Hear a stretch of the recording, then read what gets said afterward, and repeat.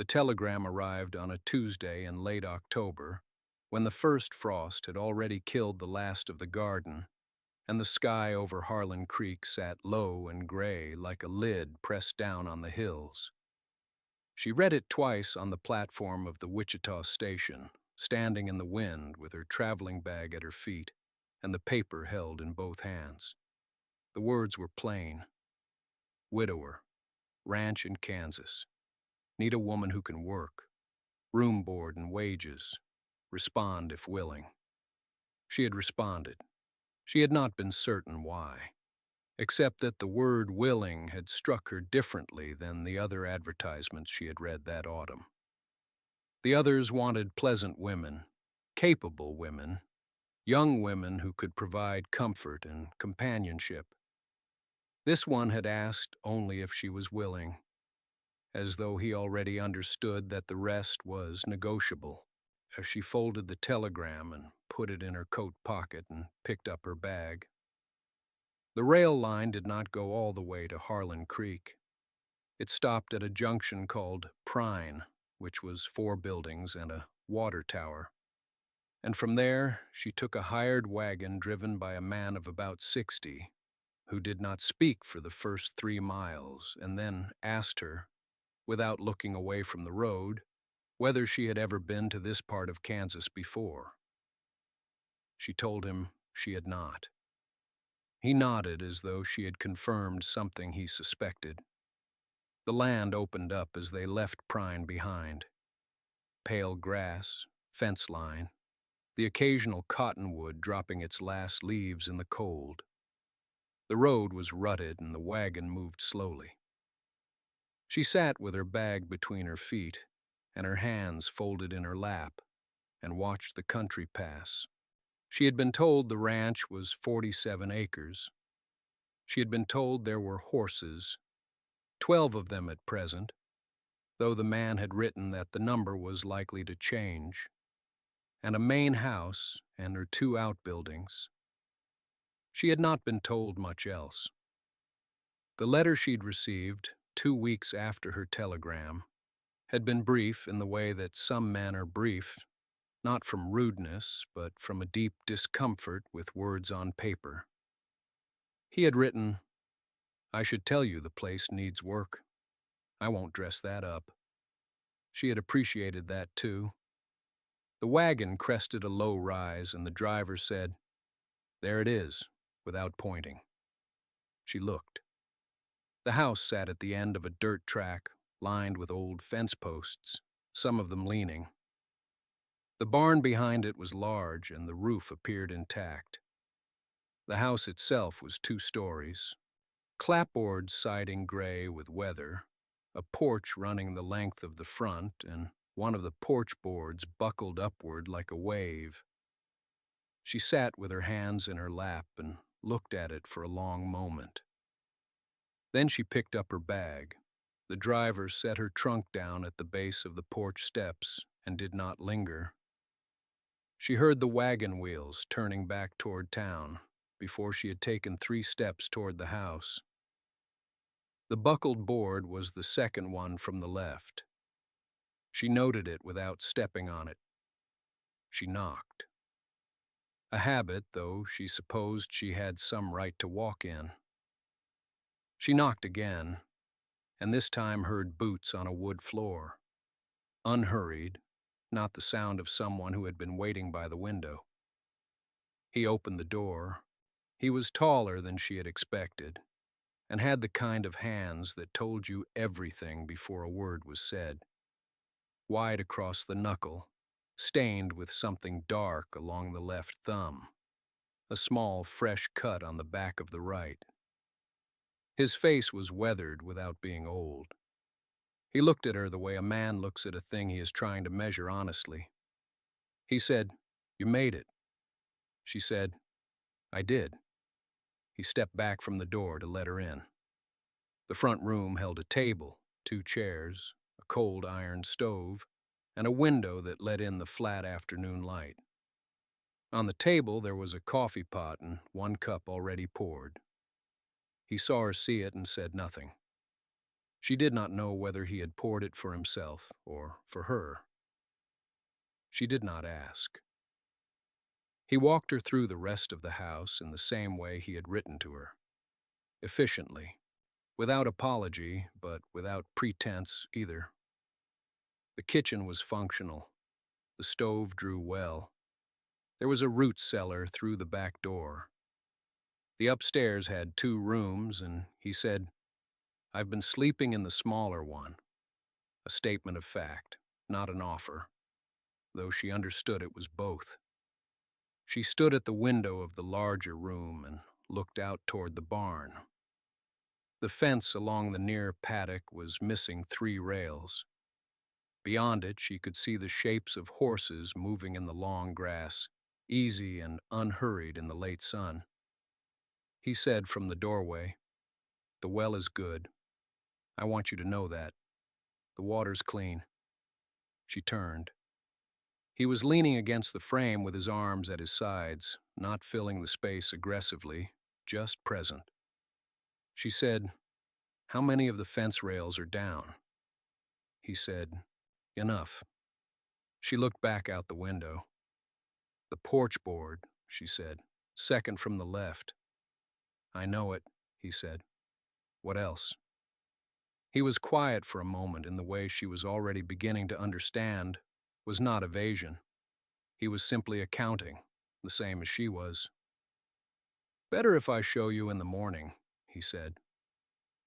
"There's light enough to look in the evening, but not enough to think clearly about what you're seeing."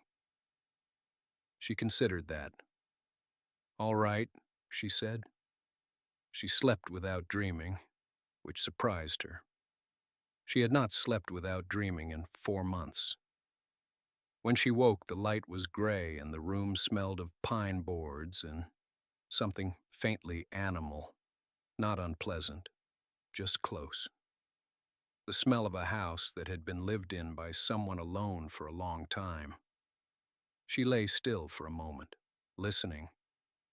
Outside, in the sound of a bucket handle, the low complaint of a horse, then boots on packed dirt, moving away from the house.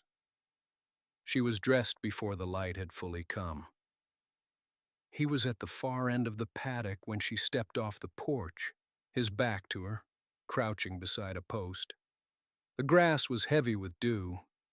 She walked through it and felt the wet at her ankles and did not change her pace. He heard her, did not turn immediately. Finished looking at the post first, then stood. "Rod at the base," he said. "This one and 2 others.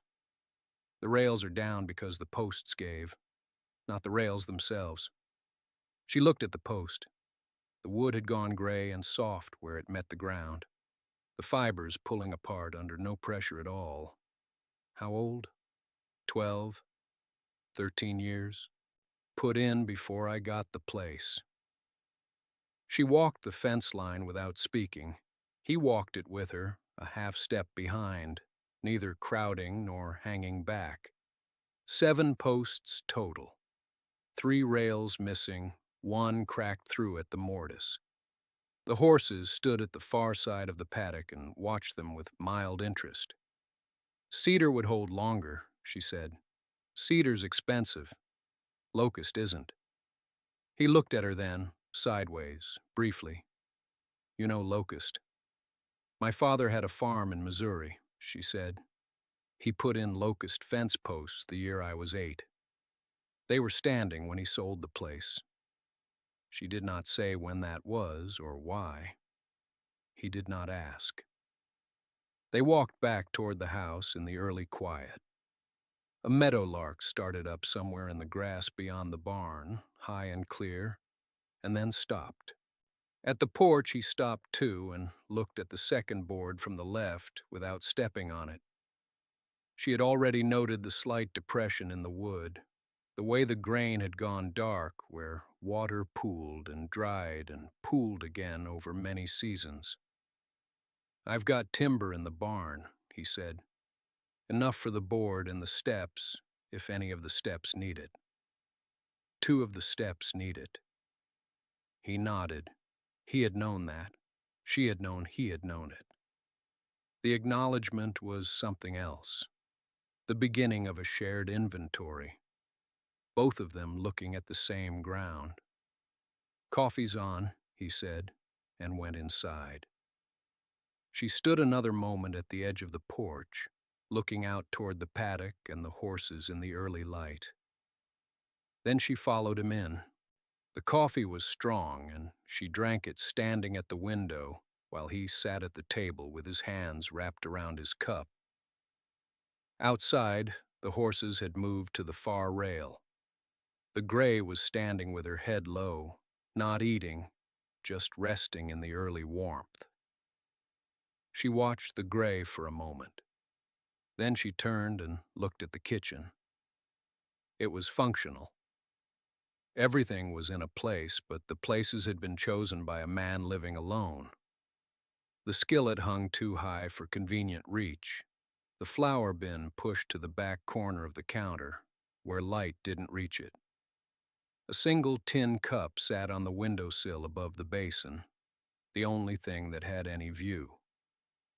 She didn't say any of this.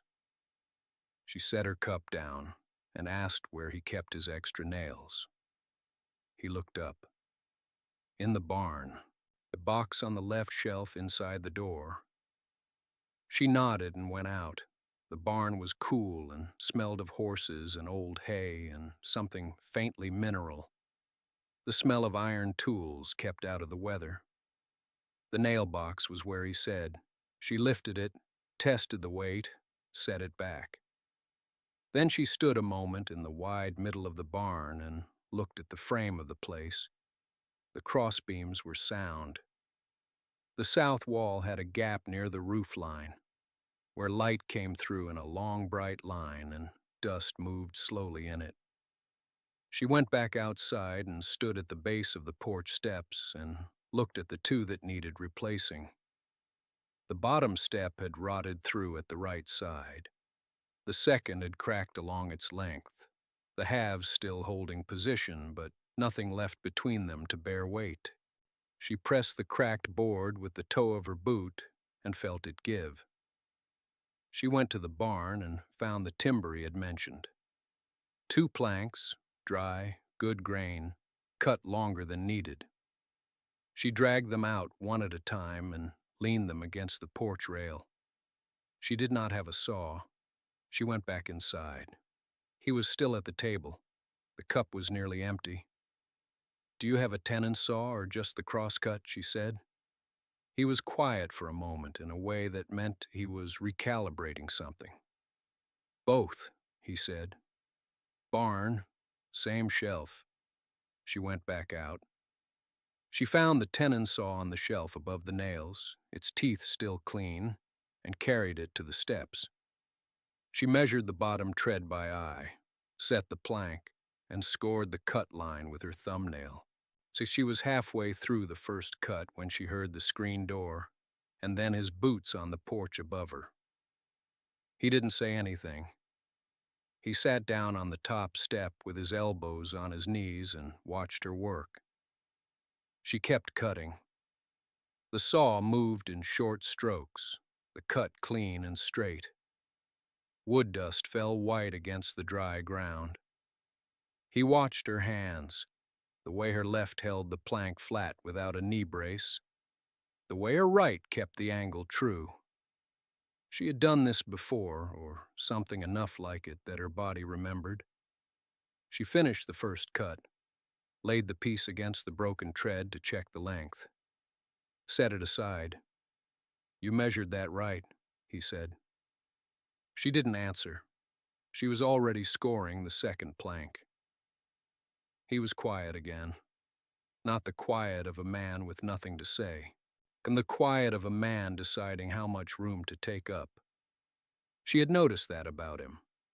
He seemed to understand that space was a thing people needed, and he did not consume more than his share. She worked the second cut through, tested it. Both pieces even, both grain running the same direction. She set down the saw and looked at the broken tread. The old board had split along a knot. the crack running nearly its full length. She pried the loose piece free with her fingers. The nail holes were still good in the frame. She did not ask him where he kept the hammer. She went back to the barn and found it hanging on a peg above the workbench. A 16-ounce framing hammer, its handle worn smooth at the grip. She brought it back with a handful of nails pinched between two fingers. He had not moved. She fit the first plank into the tread frame. It seated well, only a small gap on the far end where the wood had contracted. She set a nail at the near corner and struck it twice, clean, and it seated flush. She moved to the far corner, struck twice more. The step did not move when she pressed it. She fit the second plank for the riser and nailed it the same way. Stood, put her full weight on the tread. It held without sound. He was watching the step. "That'll last," he said. She picked up the offcuts and carried them to the woodpile at the side of the porch. Stacked them. The kind of thing you did without thinking when you had spent enough years in places where nothing was wasted. When she came back around, he was still sitting on the top step, though he had moved to one side. There was room beside him. She stood at the base of the steps with the saw in her hand and looked out at the yard. The horses were at the fence line, pulling at the grass along the bottom rail.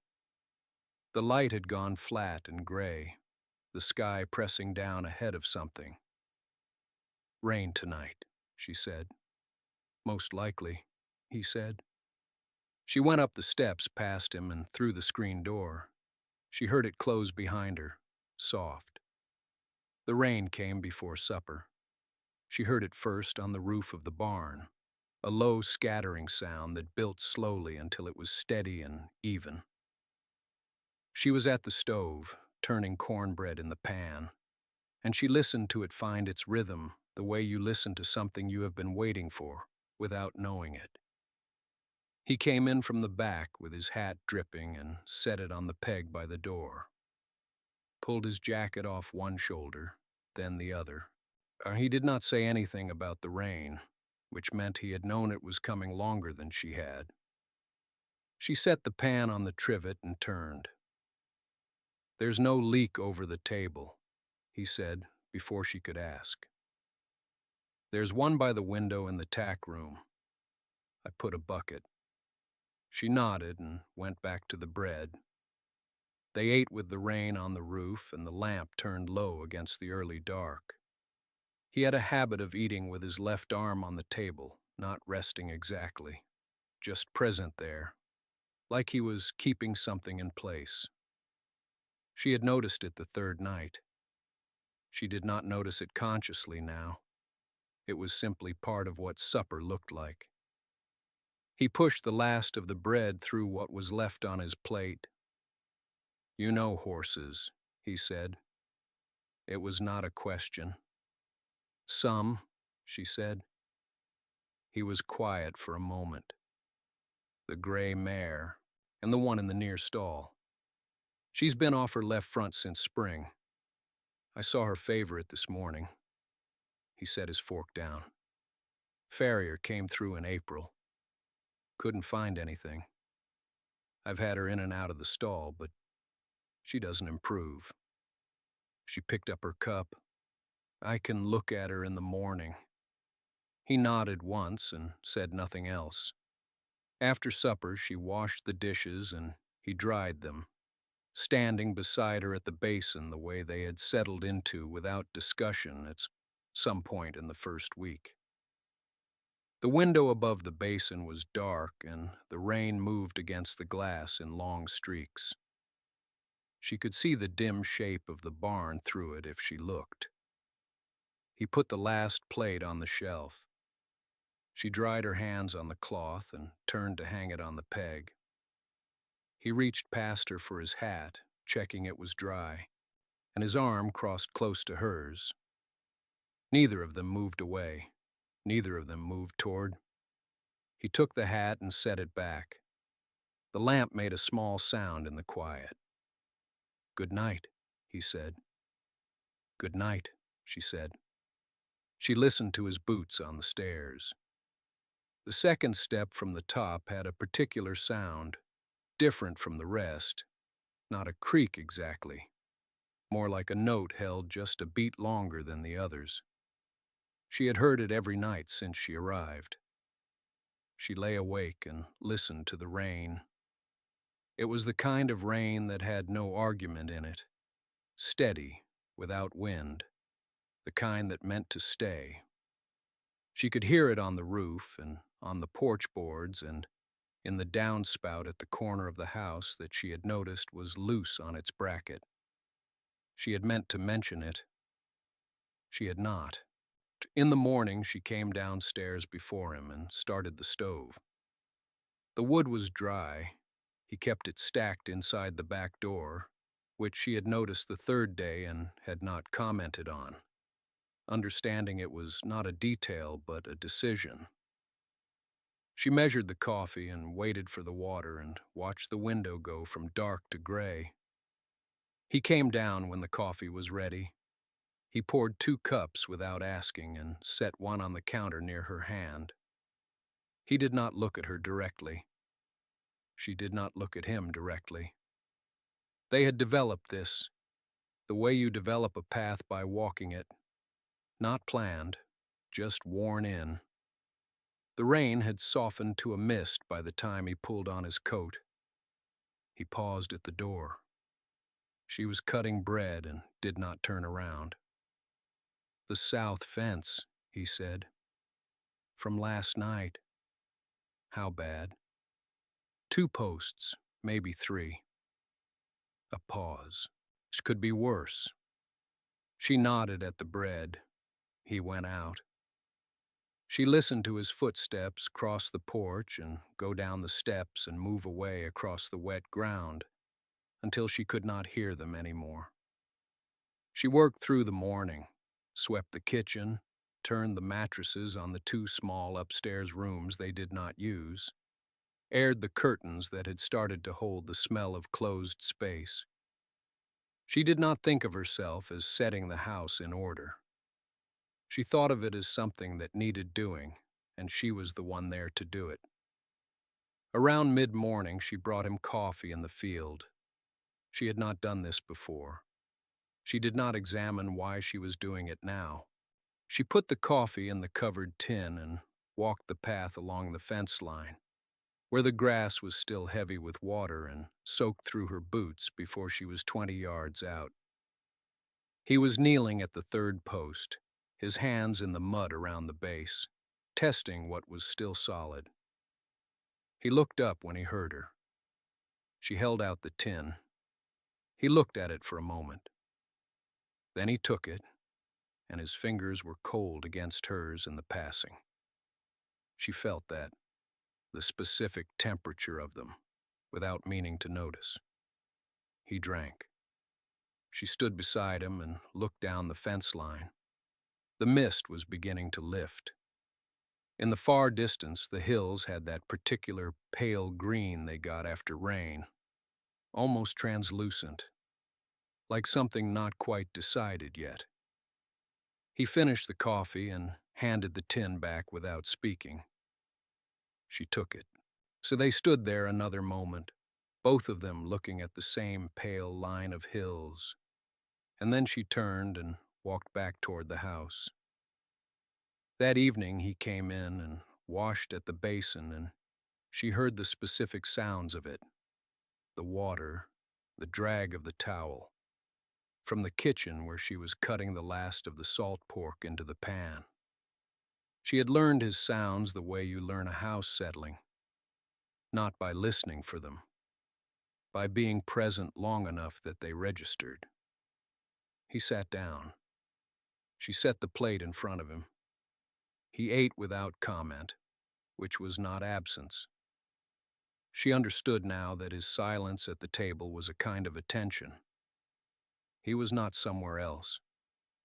He was simply there in the way he did things, without waste. After supper, she mended by the lamp. He was at the table with the ledger open, not writing in it, just looking at the column of figures on the left page. She had glanced at those figures once, early on, when he had left it open and walked outside. She had not looked again. Some things were not hers to see. The candle on the shelf had burned down another inch. She had replaced it twice since she arrived.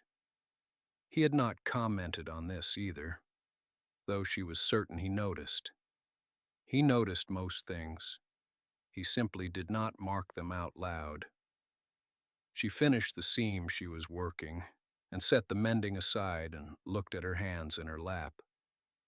The lantern light made everything amber and close. She could hear the horses through the wall of the barn, a low, occasional sound, not distress, just presence. He closed the ledger.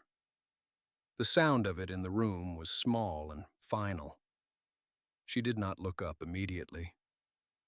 When she did, he was looking at the window, which showed only the dark and the faint reflection of the lamp. His jaw had that set to it she had come to recognize. Not hardness exactly. More like a man measuring something internal, quietly, without expecting any help with the calculation. She thought about asking. She had the question shaped and ready. Then she did not ask it. Instead, she stood and took the lamp to check the back door latch, the way she did each night. The wood was still damp from the rain, and the door stuck slightly before it caught. She pressed it firm with the flat of her hand. When she came back through the kitchen, she saw that he had left the lamp on the table burning. He had gone to the other room, but the lamp was still lit. She stood in the doorway between the kitchen and the dark hall for a moment longer than she needed to. Then she went to bed. The next morning was clear. The rain had moved east overnight and left the air with that particular quality it sometimes had after a long, wet stretch. Cleaner than usual, almost brittle. She built the fire before first light, set the coffee on, stood at the kitchen window while the sky went from black to gray to a pale washed color that hadn't decided yet what it was. He came in from the barn at the same time he always did, sat in the same chair. She set the cup where she always set it. Neither of them mentioned the lamp. That was on a Wednesday. By Saturday, the rhythm had shifted. Not in any way she could have named to someone, not in any way that showed from the outside. But it had shifted. He said slightly fewer words during the day, which she would not have thought possible. She said slightly more, which surprised her. Not about anything. About the frost she'd seen forming on the inside edge of the window glass at dawn.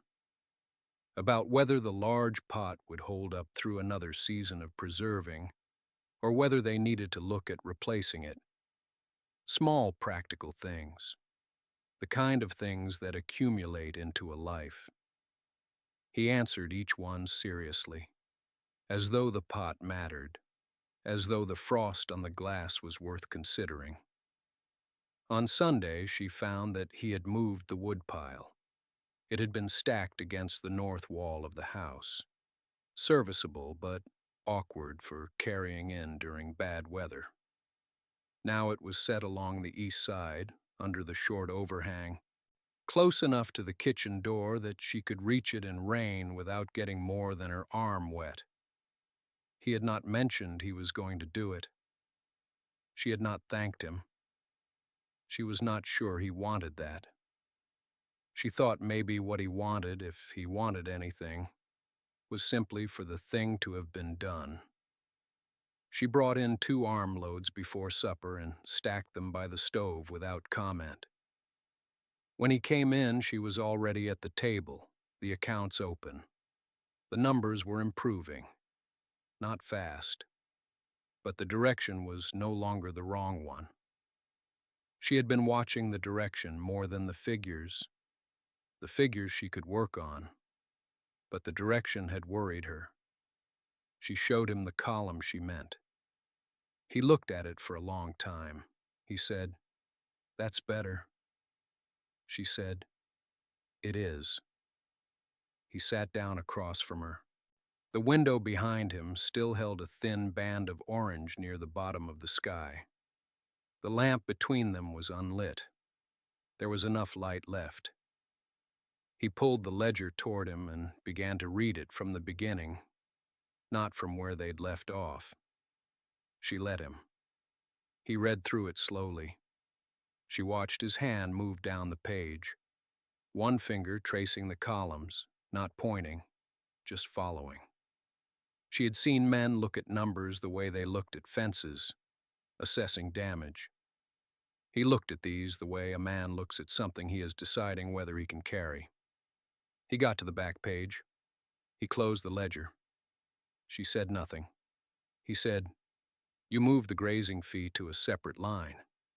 She said, "It was getting lost in the general column. Hard to see what it was actually costing." He nodded once. Not agreement exactly. Acknowledgement that she had seen something he had not seen, or had not thought to separate out. Outside, the orange band was gone. The sky had gone a deep gray blue, and the lamp between them was necessary now, without either of them having decided that. She reached forward and lit it. The flame caught on the second try. He said, "The Garfield parcel." She said, "I know." He said, "It's not recorded here." She said, "I didn't have the terms. I wasn't sure what to put." He was quiet a moment. Then he said, $17 a season. Verbal. She wrote it in the margin. Pencil, not ink. She would move it properly later. He watched her write it. The lamp made the room smaller in the way lamps do, drawing the walls in, making the table its own country.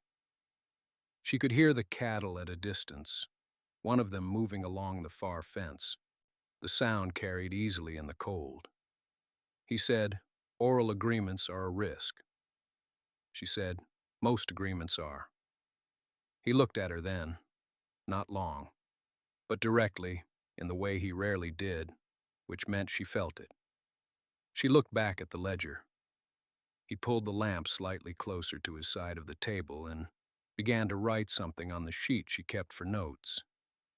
She watched what it was. He was listing the verbal agreements he could recall. Property line on the east water. The arrangement with the widow who kept chickens in the south corner. A long-standing thing with the livery about winter feed. She had not known about any of these. She wrote them as he named them. When he finished, she had 6 lines. She said, "Are there more?" He thought about it. He said, "Probably." She left room on the page. He sat back. He looked at the ceiling for a moment, and she understood he was not done thinking. Just thinking somewhere other than the table. She added the grazing fee in ink at the bottom of the proper column. The number changed the total slightly. Still the right direction. She was beginning to understand that the ranch had been run on memory and handshakes for a long time. That was not negligence. It was just how it had been built. But memory had limits. The next morning she found him already in the barn before first light, checking the east fence line posts he had pulled the day before. She brought 2 cups out and set one on the top rail without comment. He took it without looking up. She had the ledger under her arm. She had been awake an hour before rising, turning the column of verbal agreements over in her mind. 6 lines. Probably more. A ranch like this ran on years of accumulated trust, and she had no way of knowing how deep that went until she started asking. She asked him, standing there at the rail, Whether the arrangement with the widow about the south corner had ever been written down anywhere, even a letter, even a note. He considered it. He said he thought there might be something in the box his father kept in the main room. He had not opened it in a long time. She did not press. She drank her coffee. He drank his. Later that morning, he brought the box out to the table. It was a plain wooden thing, not much bigger than a bread box, with a latch that had gone stiff with disuse. He set it in front of her, and she understood that he was not offering to open it himself. She lifted the latch. Inside, folded papers, a few envelopes, a deed copy she recognized as a duplicate of the one already filed, and underneath all of it, 3 letters in a hand she did not recognize.